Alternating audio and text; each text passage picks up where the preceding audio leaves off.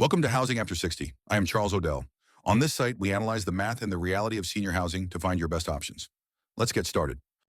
Welcome to another deep dive from Housing After 60. Today, we are looking at the complex world of continuing care retirement communities, or CCRCs, based on our latest research at housingafter60.com. We're going to investigate a really critical question. Are these communities a smart way to protect your future, or could they actually be a financial trap in disguise? So let's just start with a number that'll make you sit up straight. $1 million. Now, that can easily be the price tag for what a lot of people call peace of mind. But we have to reframe this. This isn't just about a lifestyle choice. This is a massive deployment of your capital, probably paid for by selling your single largest asset, your home. Yeah, exactly. And this quote from our founder, Charles Odell, just nails it. While you're seeing a comfortable retirement, a sharp investor sees a really complex financial transaction, one where your money gets tied up and you're essentially making a bet on your own future health. So the big question, the one we're really digging into today, is this. Is this a savvy financial move, or is it a decision that could quietly eat away at your wealth? All right, so here's how we're going to tackle this. We've laid out a roadmap. First, we'll dive right into that million-dollar question. Then we're going to decode the contracts, the fine print. After that, we'll show you how to audit a facility just like an investor would. We'll also calculate the true costs, the ones they don't always advertise. And finally, we'll wrap it all up with a powerful checklist you can use yourself. Okay, first up, the contracts. You have to remember, at the end of the day, a CCRC isn't just a place to live, it's a financial product. And the whole model is built around one central idea, transferring the financial risk of getting older from you to them. And you better believe understanding how that works is crucial. So what kind of risk are we really talking about? It's something called longevity risk. It's that very real nagging fear, what if I outlive my savings because healthcare costs just go through the roof? Well, that's the problem a CCRC promises to solve for you. But yeah, that promise comes with a very, very steep price tag. Okay, so there are basically two flavors of these contracts, Type A and Type C, and it all comes down to how they handle that risk. Think of a Type A contract as kind of like an all-inclusive, prepaid insurance policy for your future care. You pay a huge fee up front to lock everything in. A Type C contract, on the other hand, is more like a pay-as-you-go plan. The entry fee is lower, but you're holding onto the risk. If you need care, you'll be paying the going rate. And this is where the math gets really, really interesting. With that Type A contract, if you hand over, say, a $500,000 entrance fee, you wouldn't even begin to break even on that money until you've had more than 4 years of continuous, high-level care. And if you never need that level of care, well, the CCRC gets to keep the profits from investing your $500,000. It's a huge bet on your own health. Okay, that's why you absolutely have to think like an investor here. A decision this huge means you've got to do your homework, and I mean real due diligence that goes way beyond the glossy brochures and the fancy dining rooms. We're going to focus on two areas that honestly almost everyone overlooks: your tax strategy and the physical health of the facility itself. Right, and the first one is taxes. As we noted on the Housing After 60 website, when you sell your home to fund a CCRC entry, you're kicking off a massive financial event.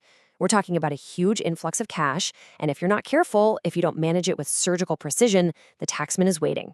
This isn't just a good idea. It's a critical strategy to protect your wealth. So here's the play, and this is absolutely critical. You probably know about the home sale exclusion, right? Up to $500,000 in profit tax-free. But what happens if your gain is bigger than that? Well, there's a neat little trick. A portion of your CCRC entrance fee can be counted as a prepaid medical expense. The absolute key is timing. You have to execute the home sale and the CCRC entry in the exact same tax year. That lets you use the medical deduction to cancel out the capital gains above that $500,000 limit. If you mess up the timing, you could be looking at a massive and completely avoidable tax bill. All right, let's switch gears to the second part of the audit, the building itself. You have to get this in your head. You are not just a customer buying a service. You're basically becoming a shareholder in a complex, multi-million-dollar piece of real estate. And the building's physical health is your financial health. So you got to put on your inspector hat. First, demand to see the reserve study. Then, find something called the Facility Condition Index, or FCI. If that number is over 0.10, that is a huge red flag. It means they've been putting off major repairs. And guess who's going to pay for them later? You are. Then ask about the big ticket items, the HVAC, the plumbing. If that stuff is getting close to its 25-year expiration date and their capital reserve fund is less than 70% funded, you can bet your bottom dollar a massive fee hike is coming your way. Okay, now let's pull back the curtain and talk about the real cost. Because the number they show you on the price sheet, that is not the full picture. Not even close. There's a hidden financial drag that comes from locking up all that capital in your entrance fee, and we need to uncover it. Yeah, and it all starts with one of the most misunderstood marketing phrases in the entire industry. They tell you your entrance fee is 90% refundable. It sounds fantastic, doesn't it? Like a safe bet. But what is that promise really costing you? What's the catch they aren't telling you about? This number right here is the catch. This is the lost investment growth, the opportunity cost on a $500,000 entrance fee over 10 years. It's the money your money could have earned if it were invested in the market. By giving them that fee, you've essentially given the facility a $500,000 interest-free loan. And that lost growth, that's the real hidden price you paid for their promise of future care. This is what economists call opportunity cost. And I'm telling you, it is the single most important and most overlooked number in this entire decision. You have to calculate what that capital could have been doing for you if it were working for you somewhere else. This concept is a huge focus of our analysis over on the housingafter60.com website for a reason. You simply cannot make a smart decision without it. So check this out. When we actually run the numbers and we bake in that opportunity cost, something pretty amazing happens. We compared aging in your own home with a Type A CCRC, and just look at the bottom line. The total monthly cash you're burning through, it's practically the same in both scenarios. It's wild. So what does that all mean? It means the decision isn't really about which option has the lower monthly bill. It all boils down to this trade-off. A CCRC buys you volatility protection. Your costs are predictable even if you need around-the-clock care. Aging in place, on the other hand, gives you capital control. You keep your largest asset, which can keep growing in value, and you control its investment returns. The real question is, what do you value more, protection or control? All right, we have thrown a ton of technical stuff at you. So in this final section, we're going to boil it all down into a simple, practical checklist. Think of this as your final audit framework before you make any decisions. Okay, here it is, your to-do list. Number 1, get your hands on 3 years of their audited financial statements. 2, check their occupancy rate. If it's below 90%, that's a warning sign.